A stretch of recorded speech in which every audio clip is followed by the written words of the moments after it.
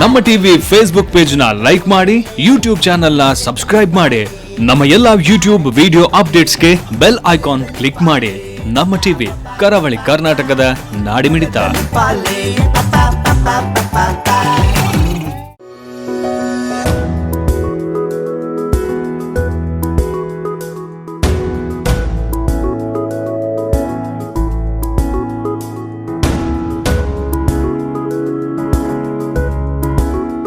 KS Hegde hospital Deralakatte ವೈದ್ಯಕೀಯ ಕ್ಷೇತ್ರದಲ್ಲಿ ಹಲವಾರು ಸಾಧನೆಗಳನ್ನು ಮಾಡುತ್ತಾ ಜನಸಾಮಾನ್ಯರಿಗೆ ಚಿರಪರಿಚಿತವಾಗಿದೆ.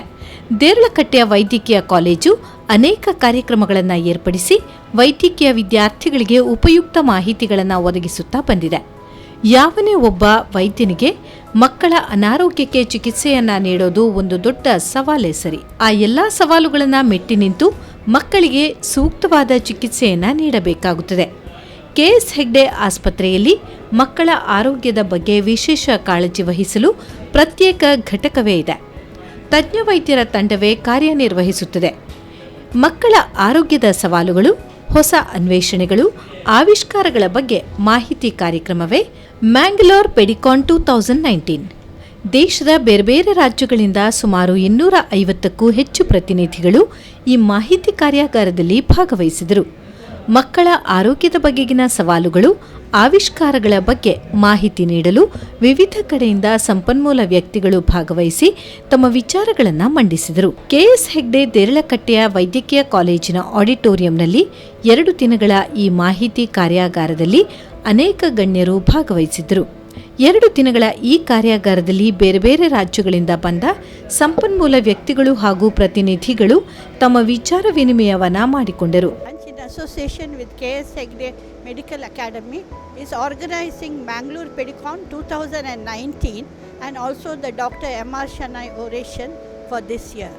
Actually, this M.R. Shanai oration was a program started by IAP DK branch in memory of Dr. M.R. Shanai, who was a very adored pediatrician and a respected pediatrician in Mangalore.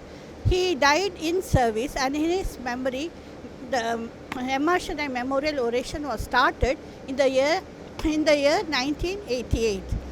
Mangalore Pedicon was started along with the M.R. Shanai Memorial Oration in the about 4 years ago. So now we have 1 day of CME followed by the second day by the M.R. Shanai Oration. This year the theme is specialty in pediatrics. About 250 delegates have registered for this year, and the delegates have registered from all over India, but mainly neighboring districts, Kerala, and even from North India, from Bombay. There are many delegates who have come, and many of the talks are given by leading pediatricians from IAP, from the central IAP, as well as others from our own state. Function for the M.R. Shanai oration is going to be held tomorrow at 10:30 a.m. and it will be attended by the luminaries of the IAP, Central IAP, that is the present president of the Central IAP, Dr. Digant Shastri, past president of the Central IAP, Dr. Santosh Sons, and the president-elect of Central IAP, Dr. Bakul Parikh. Many of the past presidents of the Central IAP are also there attending this program.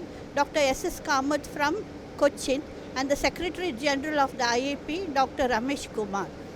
For patents, and you know what is the which is a patient with a sudden problem likely to deteriorate suddenly or otherwise, and so that's why I started little better understanding about a sick child. Then, as I was second and third, as to what to do, I started attending conferences. And for the first conference I was supposed to attend in Hyderabad, my friend introduced me to a person who had a glow on his face, and he was interested in me. He asked me, "What are you doing?" I said, "Practice." "What about academics?" "No time for academics." Then he said, again he repeated the same thing. "Arey Bakul, if you don't learn and don't attend to academics, you will die academically, you will not be active academically, and there will be no point of return." So again I was shaken. And in the conference of those 3 days, I saw that person sitting in the front row discussing every case, writing notes, and making things meaningful. Short stature, definitely you will measure serial length and height and record it. Projection with mid-parental height is very important. If mother is 5 feet and father is 5.6 and they expect child to grow up to 6 feet, I don't think genetics follow this language. So you can counsel well looking at the mid-parental height. Then obesity. Obesity is a concern. But then simple principle is if tall and obese, you know that full family has to diet, disconnect the TV and do exercise for full family. It's not disease. But short and obese definitely you require to investigate. Then development. Now, if you look at the development chart in Nelson or your other textbooks, you are always feeling palpitations and trepidations because such a small, large thing of mental milestone, social milestone, motor milestone, very difficult to remember. But then there should be some screening method by which you will not miss anything. And they are, in my practice, what I follow is serial measurement of head circumference, which will tell you about the brain growth. Then milestones at the age of 3 months. Definitely child should have head control, hand to mouth movement, recognizing the mother, social smile and babbling. If there is something amiss, then of course you have to think. And then of course you do milestones at the age of 1 year where he has to definitely sit and respond to calling the name, which is a must. If it is differing from this, you are alarmed. And at the age of 18 months, investigate the language delay. If you cannot speak at the age of 18 months, definitely you rule out hearing defect or global delay, and then you refer to a neurodevelopmental person or maybe autism person or whatever. Try to get a complete diagnosis. Like if you take an example of tuberculosis. Now tuberculosis is not a diagnosis, but what type of tuberculosis, whether it's involving lungs or parenchyma or lymph node, that will give you anatomy. Then the type of like pleural effusion, consolidation or miliary. Etiology, of course, we know it's an infective etiology, and you will ask for a contact. And malfunction, because of this, whether it's suffering from chronic lung disease, bronchiectasis, or any other problems. Even if you look at gastroenteritis, if it is a watery diarrhea, you know it is small intestine, but if it is blood and mucus, you know it's large intestine. So you should come to a complete diagnosis. And always write a provisional diagnosis, because that will tell you about your commitment, transparency, and honesty. If you write a proper diagnosis, say viral fever, viral URTI, then you know that you are not going to give antibiotics. Your hands will tremble if you want to write antibiotic. And patient may ask you if it's viral fever, why you are giving antibiotic. And patient will develop more faith in you if you write the proper diagnosis.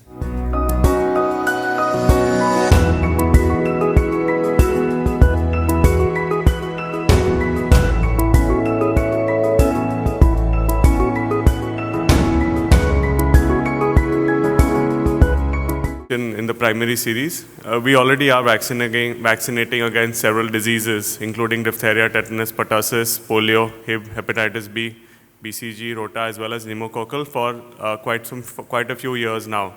What has changed primarily in the last 2 years, and this is an important change, has been the change related to OPV, essentially, where you had withdrawal of OPV2, introduction of IPV, and currently we actually have dual implementation of both IPV as well as OPV in routine immunization.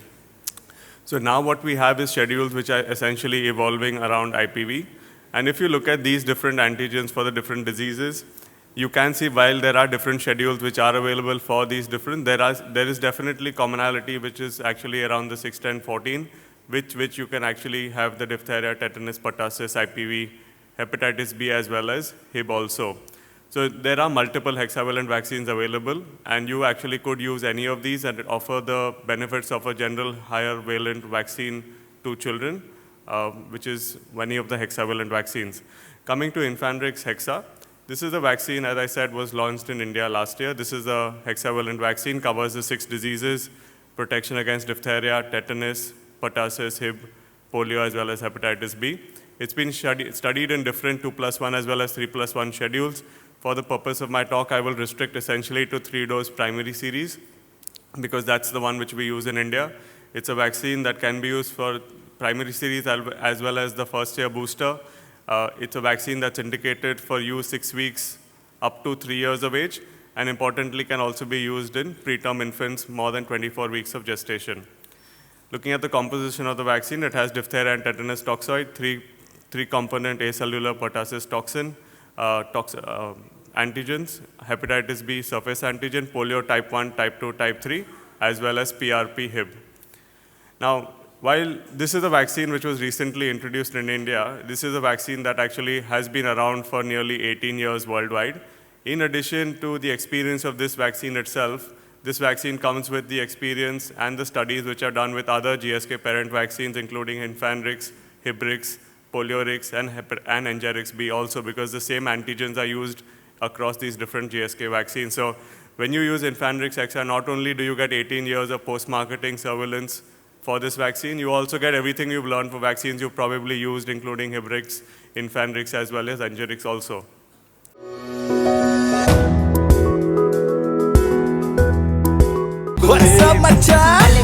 ನಮ್ಮ TV Facebook page ನ like ಮಾಡಿ, YouTube channel ನ subscribe ಮಾಡಿ.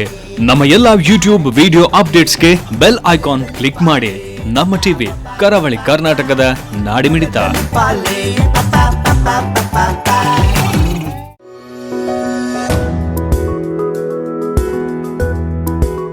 Each of the antigens, the first bar is showing children at age 5 years, and that gives you an idea if you use this vaccine for primary and first booster, what can you expect when the child comes for DTP2 booster, and that's what you see over there in terms of seroprotection rates. In generally very good, sustaining for 5 years. And a further study, which is unlikely, but children who have been followed up for 7 to 9 years without the 5-year booster, without the 4 to 6-year booster, in which case also for most of the antigens, you're actually seeing very good sustained protection levels. The one which is slightly lower is PT. In this case, PT, this is a study which was done, absence of wild type circulation, in which PT being sensitive, so you're actually seeing those lower PT rates. But if you look at across the different antigens, up to 7 to 9 years, you actually have data and you can understand what happens to children when you vaccinate. Positive. But what was most important was when you gave an antigen challenge, in this case as a vaccine of Engerix B, you actually see almost 98% of children having an anamnestic response. And this is indicative of how well the memory cells have actually got established in these children. So it's a seropositivity, 7 years for all antigens, hepatitis B, even 12 years. And actually this has been further studied out to 15 years, where we see a similar trend of data for hepatitis B. Highly immunogenic, again, similar to what we see with terms. Again, in terms of tolerability, also similar to what we see with terms. There is one caveat in very preterm children, 24 to 28, there has been a risk of apnea, but this is not unique to this vaccine, for which we would suggest that you do monitor for 48 hours post-vaccination if you're taking a vaccination decision. When it comes to co-administration, usually the DTP vaccines are co-administered with several other vaccines in the first 2 years of life potentially. Most commonly in India, we do co-administer with pneumococcal as well as rotavirus vaccines. In this case, this vaccine has been actually extensively studied, and amongst the available hexavalent vaccines has actually gone through the maximum number of clinical trials also on co-administration. This fact is that when we do administer with a PCV or an MMRV vaccine, in general, we do expect a slightly higher rate of reactogenicity in terms of febrile reactogenicity. Most of these cases are less than 39 degrees and transient, but this is something that has been reported, and it's not unexpected. If you see any of these individual vaccines, if you give them, you would have a percentage of children which actually will have febrile reactogenicity. When you co-administer them, this tends to be slightly higher. What's more important is if you are using another hexavalent vaccine, are you seeing higher rates of reactogenicity when you co-administer with a PCV? This was an interesting study which has not been done by GSK. It's actually been done by one of the other hexavalent manufacturers. And they have actually done in this study given PCV13 to all children, and then one group of children receiving Infanrix Hexa, the other receiving the other hexavalent vaccine available. Now, when reactogenicity in general, I would say both vaccines are fairly similar. If anything, if you look at for some cases such as fever, they actually tend to be slightly lower in the children who received PCV13 plus Infanrix Hexa, give it with PCV, Rota, MMRV, or the meningococcal vaccines. Regarding the deaths, safety, microbial contamination, and neurological deficits which have been published. So I just want you to answer that, because 69 to 73 deaths in India is not a simple thing at all. You know what happens with one vaccine reaction, we'll be seeing the other end of our career. Yep. So the neurological deficits, the deaths, the contamination, These are all our concerns, and I request you to highlight on that and answer to that. Yeah. Thank you for that question, sir. Just to clarify, I think and please correct me if I'm wrong, you're referring to some reports of sudden death, and that's a number of 69 or 73 or 72. But that's a worldwide database. Those are not the cases reported from India. Also, further like to clarify that there has been no causal link between the vaccine and those reported deaths. They are by definition sudden death. That means you have ruled out all other possible causes based on your clinical discretion. Now, if you would give me a minute, chairpersons, I can give this answer. Now, we've looked at our database of almost 20 years of post-marketing surveillance and all clinical trials, and the data does not support that there is any link of Infanrix Hexa use and sudden death. This is a position that the company has held. Looking at the data, this is what we have submitted to regulators, and regulators have also accepted this assessment which we have made. Yes, there have been some leaked reports from PSURs, which are periodic safety reports, which are submitted to regulators, and those have been in some partly published or partly interpreted. In general, as I said, the summary of which is that we don't believe there's any link of sudden death with this vaccine, and that has been the position that has been accepted by regulators also. So I'm happy to discuss with you separately, if you would like. Related to microbial contamination, again, I'm not sure, maybe you could clarify and then I can help you with that answer, but I'm not aware of the specific question over there. That issue which I have hopefully already addressed. The other was, as I said, a publication which came from a group from Italy, which was published on December 16th or 18th last year. It's available, and they have done some lab test of some batches. That again, as I said, we are constantly testing our batches, and regulators are also testing our batches, and we sort of have a different opinion on the assessment that they have done. So I would respectfully, in that case, say that perhaps you should look at what regulators and what the company also says in that case. The approach to FEO, fast tracking the pyrogens, where exactly some clues and overview to go about it. And as doctor, we had a fantastic session from our Dr. Bakul Parekh in the sense of revisiting or how to go about in your practice in a big way, the challenges.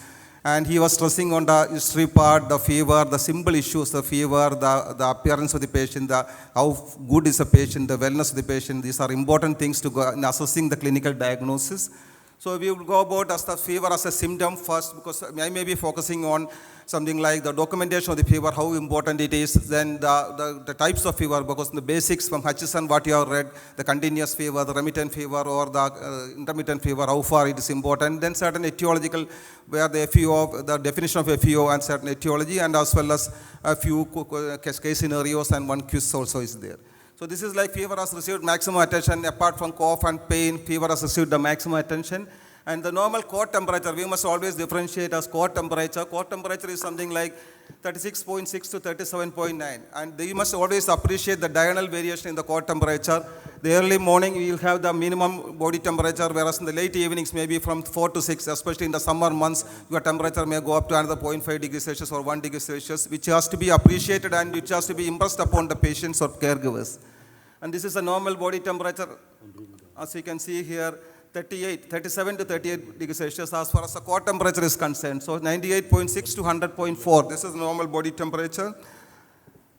You can see when it's a fever when the child's temperature is above 99, oral is above 100, and rectal is above 100.4. This is actually be considered as a fever, febrile, and where we have the hyperpyrexia above 41.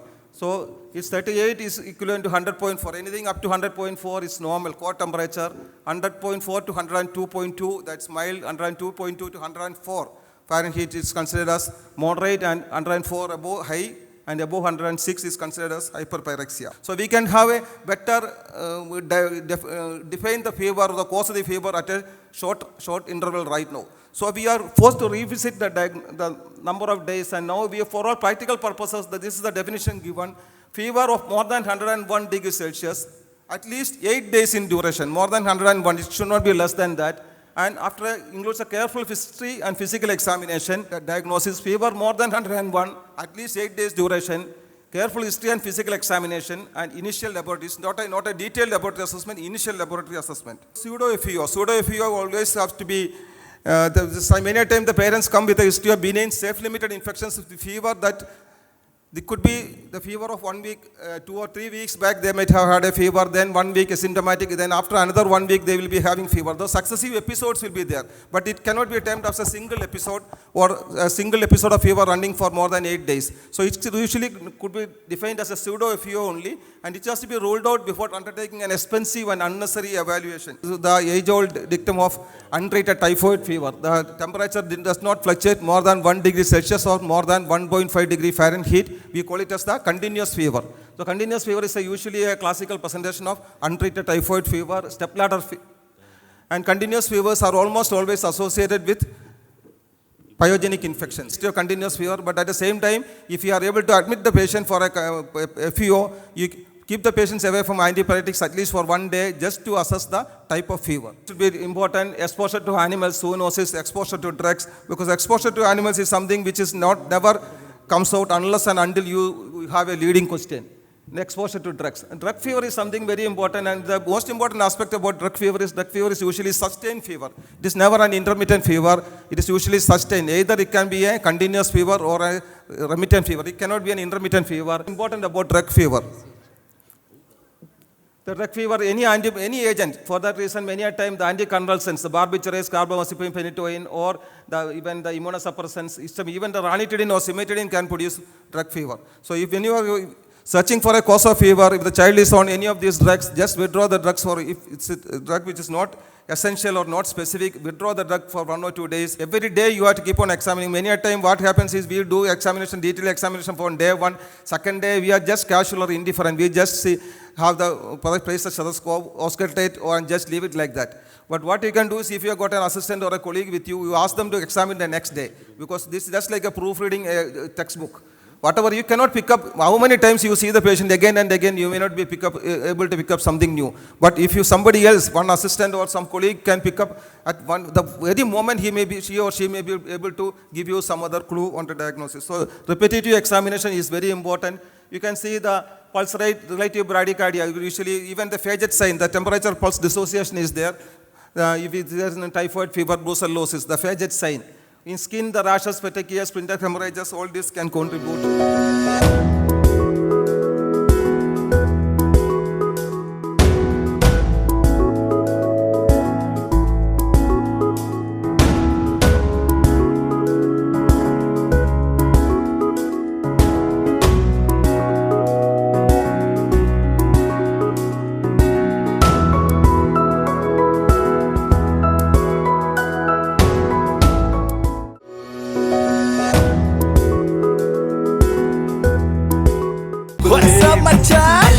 ನಮ್ಮ TV Facebook page ನ like ಮಾಡಿ, YouTube channel ನ subscribe ಮಾಡಿ, ನಮ್ಮ ಎಲ್ಲಾ YouTube video ಅಪ್ಡೇಟ್ಸ್ಗೆ bell icon click ಮಾಡಿ. Namma TV ಕರಾವಳಿ ಕರ್ನಾಟಕದ ನಾಡಿಮಿಡಿತ.